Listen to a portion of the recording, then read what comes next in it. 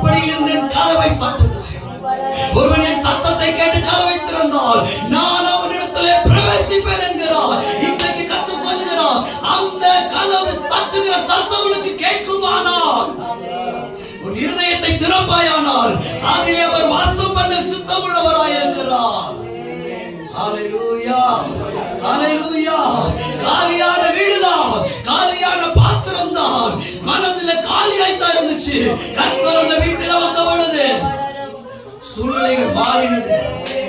உங்கள் பிரயாசத்தின் பலனை உங்கள் கண்கள் காணும்படி செய்வார். ஹல்லேலூயா.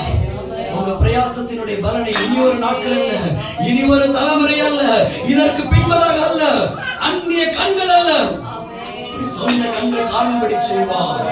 ஹல்லேலூயா, ஹல்லேலூயா, ஹல்லேலூயா, ஹல்லேலூயா.